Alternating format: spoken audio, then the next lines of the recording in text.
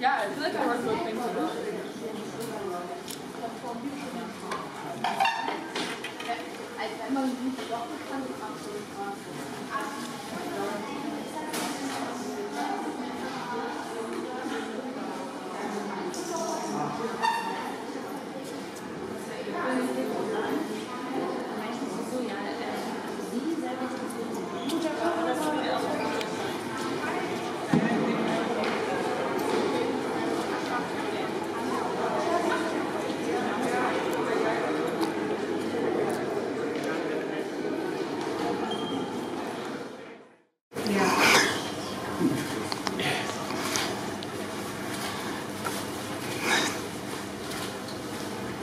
Discipline 6. Yeah.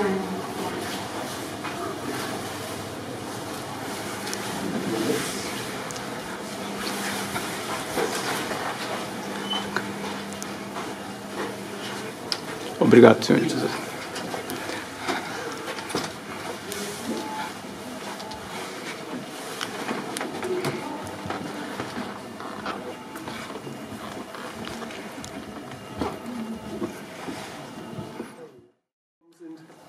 Und darf Ihnen gleich einen wunderbaren Regisseur vorstellen, der schon sehr oft bei uns war. Seit 2006 war das erste Mal. I changed to English, sorry, I forgot. I'm very happy that Sherman de Jesus is here. He's one of our most favorite filmmakers, I can say, since 2006. He was showed many films. 2006 was our first year. It was the wonderful film about Schoonmaker. Schoonhoven. Schoonhoven. Schoonhoven. Jan Schoonhoven. Yeah. And later on we met again and again from time to time in Amsterdam, and also we showed your last film on some films before on Armando. That was in 2018 or was it? I don't know exactly. But this film is very special and very personal than ever before, I can say, and we are very happy that we can show this film as a German premiere. And we have a conversation afterwards with my co-curator, Angela Betzold, will make this talk with Sherman. And I want to thank the Embassy of the Netherlands for supporting us for many, many years now. With every time we have guests from the Netherlands, they support us with the smallest bureaucracy ever.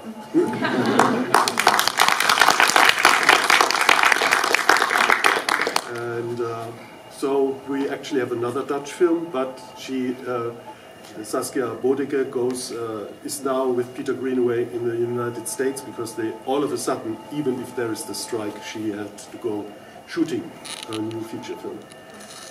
But yes, so we have now our first Dutch film. Please welcome Sherman de Jesus. I'm very happy that you all came here. Thank you very much. I'm very, very proud that we can present the film here in Berlin. And it's a film that was born out of curiosity. And I really wish you a lot of curiosity watching the film now. And afterwards we can talk, if you wish to, we can talk about the film. Thank you for coming. Very much, Sherman, for this beautiful film. You started with a photograph. You dive into art history, the history of photography. You dive into the neighborhood history of Harlem, the Black American history. And then you introduce all these people to us, aside from introducing yourself to us. And through, I found the photograph of your grandfather. We are all very aware that one day we will all be photographs. So in the end, it's a lot also about our shared humanity. It's about identity, it's about so many things. A lot of things, yes. A lot of things, and they grew, I assume, in the process. So I don't remember how when I last came across such a generous piece of storytelling. And because you were so generous, I think we should be generous as well. And so I would love, instead of having this one-to-one conversation, maybe opening up to the audience right away, also because we do not have so much time. And yes, maybe do that. Maybe also share, instead of just asking a straightforward question, share some of your emotions and insights that you got from this beautiful film. Yeah, I would prefer to hear your comments and your questions or whatever, because the reason I made this complex, it's very complicated film, very complicated story. It just happened to me. I mean, it's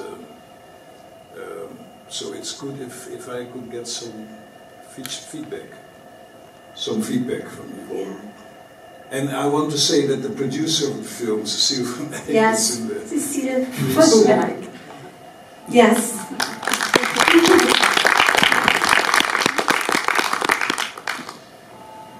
So, don't be shy.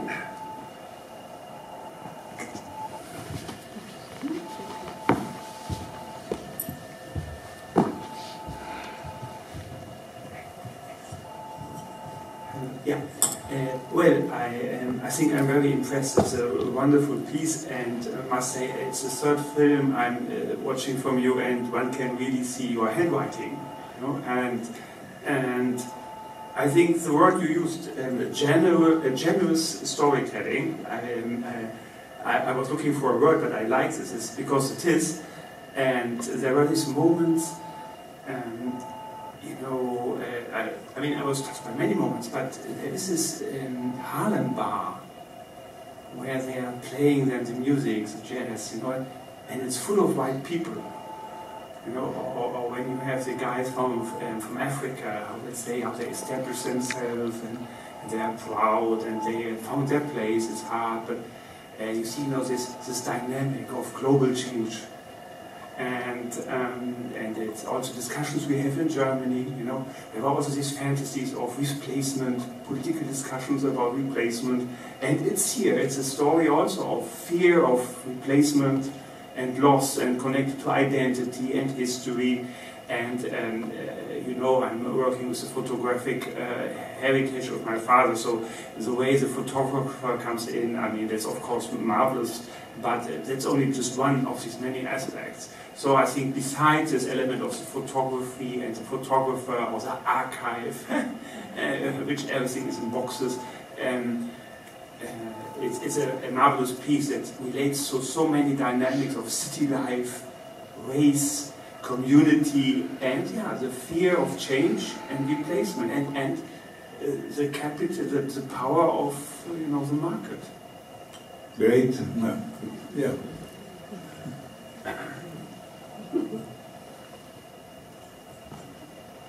So maybe, if I'm allowed, and also because I already have the microphone, something that I don't know about you, it startled me. It's this idea that you go to a studio, a photography studio, and you show yourself how you are.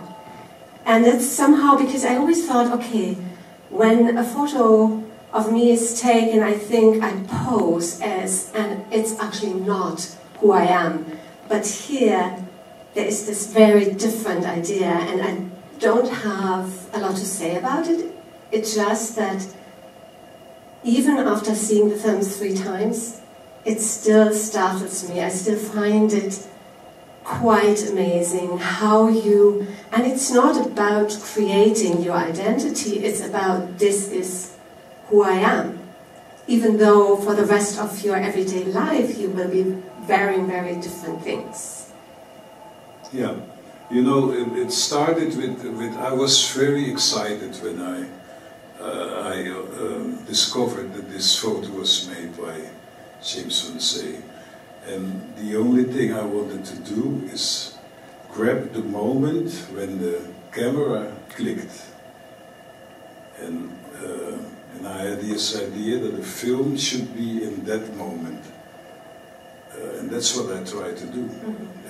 What happened between the moment that he pulls the click down and so I went to Haarlem with this idea. I will go and show people the photo.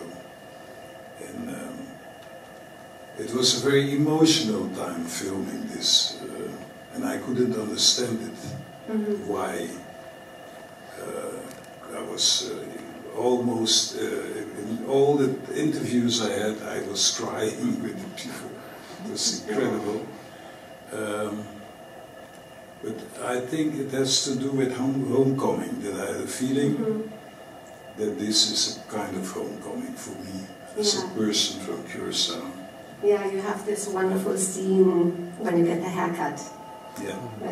Yeah. And what I discovered also that Haarlem was not only a place of refuge for the people from the south of the Americas, but also from the Caribbean.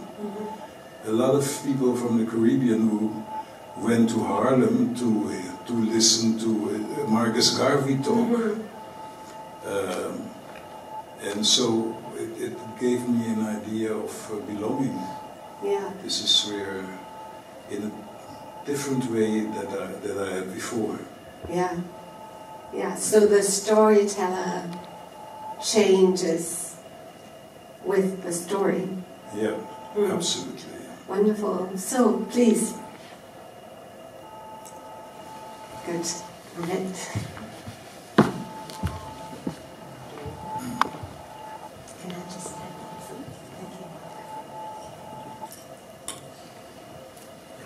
Thank you. Thank you. First of all, I would like to say that I'm astonished how modern these photographs actually look. Thinking about the fact that they're decades old. And I wonder if this has to do with the attitude of the people being photographed, being so self-conscious. It's really very touching to see these photographs, especially because you know that these people have perished a long time ago, and you feel very close to them. I was wondering something else about making the film. I think there's a lot of research in this film, but how the story was being told, I can imagine that you also find new material along the way, so that the story, this is not a story that you can think out in detail before you start. Is that true? That's true, yeah. We started with people we wanted to talk with, but we filmed from day to day. And it was a kind of risky take. And I had a feeling that I could take this risk because people were very, they were charmed by the idea that this guy from Curaçao, who's living in Holland, comes to Haarlem with this piece of paper, an old, faded photo. So they were very friendly and cooperative. They wanted to tell the story. So for me it was kind of easy to make this film. And I wanted to take the opportunity to tell it all the way. I didn't, I wanted to tell everything that I experienced with making the film. I think it's also quite daring that you made not only Van der Zee, but also yourself a topic of the film. I know you made a lot of movies about artists. Jan Schoonhoven was mentioned before, Jan Hendriksen, Henk Peters. They're all famous protagonists, but now you are also next to James Van der Zee. So you just mentioned that this was quite an emotional adventure also. Did you do this before, that you had such a central role in the film? I can't remember. No, this is the first time. But you know, when we were planning the film, I understood that I really had to be in the film. Because it has to do with identity also. Making yourself visible. Sorry? Making yourself visible. Yes. That's my producer, you're right. Okay. Thank you. You know, I don't want to be the filmmaker, the creator who knows everything he does. A lot of things I do they just happen, and I like it like that. It's not. That's the way I feel more comfortable, and that's the only way I think you should tell a story. Let it happen and be open to what happens, and not really plan it beforehand. So you are also get surprised by your Yes, of story. course, yeah. So there was one moment where we see a couple of photographs and a woman saying, "We will never know who these people really are. Yeah. We have their traces, but we will never know." And somehow I felt this strange attachment suddenly to these people. I felt very attached, and was that basically something that came out of the film, or something that you realized yourself, that you also gave them back something? Not only yourself, to yourself, your story, but also a real face, a real human face to the people who are otherwise in a catalogue, somebody totally unknown. Yeah. And that happens, of course, and a very exciting thing that's happening now is that the photo is being used in an exposition in the Metropolitan next year, because as an example of a photograph of somebody from the Caribbean. And so he gets into the annals of history. Mm-hmm. And that's very exciting for me, yeah. Yeah. Yes, please. Hi. You spoke a little bit about the process of making the film, and I'm wondering a bit about the life of the film after releasing it. If maybe you can share a feeling, a story about how it's rippled, maybe... How the reception was? Yes, the reception, first thing that was in my mind was, for example, how other members of your family maybe reacted, but that's obviously very personal, but also how the community that shared their joy and showed you their life and opened their doors to you, if they saw the movie, if there's maybe a moment that has stayed with you while showing the picture in a European context, in a Caribbean context. Around. From the people in the film. What the experience we had some problems with this film because of Corona, and we wanted to show it in Haarlem to the people of Haarlem, but that didn't work out. We only shown it to the people in the film, and so I'm planning to do that next year when this exposition at Metropolitan goes on, to try to see if I can do it. But the reception was great because, you know, I make films because I wanted to change this idea.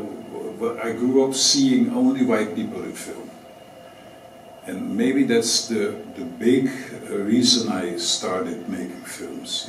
Maybe that's the only reason. Not even an artistic thing, but really to try to change the media, and so that I wanted to make my grandfather famous. Did you like the film? Very much. Okay. Muito. Obrigado. Okay. É pouco da minha história. Okay. Yeah. Dos caribenhos, dos barbadianos. Estou contente de entender, porque para mim papiamento agora aqui? É empapiamento, por favor. Sim? Sim, só empapiamento. Eu não falo inglês. Pero mi nota compreender turco como da bisa. Eu compreendo tudo. Posso compreender? Sim? Eu acho. Ok, pero porque Aqui, sim. Ok. Senhor de Jesus, muito obrigado pela história. Sim, me está contente. Eu estou muito contente e estou muito feliz. Porque é uma história nossa, sim, de muitos latino-americanos, de muitos caribenhos. Sim. História de minha mãe, veio de Barbados. Quando acabou a escravidão no Caribe, muitos africanos saíram. E um dos africanos, uma das famílias afrodescendentes de Barbados, da Jamaica, foram para o Amazonas, para o Brasil, para Cuba também. Então os ingleses trabalhavam, eles faziam os trens, as linhas de trem. Ali Barbados, vai Brasil. Amazonas, sim. Amazonas. Porto Velho para a Madeira Mamoré. E história que não conheci. Se o senhor não conhece? Não. Não, é uma história muito falada no Brasil. E não só no Brasil. Eles foram ao norte, a uma cidade que se chama Porto Velho. Porque quando houve o fim da escravidão no Caribe, os negros, os ingleses não sabiam o que fazer com a quantidade de negros, muitos negros. Então, a empreita, trabalho, construíram em Cuba os ferrocarriles, os trens. Sim. No Brasil, trabalho, era empreita, era construção. Então, e Porto Limão, Costa Rica. Também na Bahia. Todo o Caribe. Então houve essa mobilização. Mas a história conta do Caribe que nós não conhecemos ainda. Não conhecia. Tem coisas que nós não conta ainda. Tem história que não conhecemos. Não se conhece.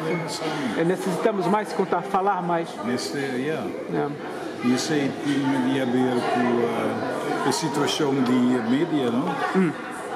O Eduardo controlador de gente que não está bem fora do Caribe. Sim.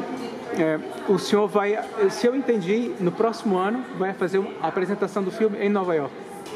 Bom. Você, o senhor? Sim.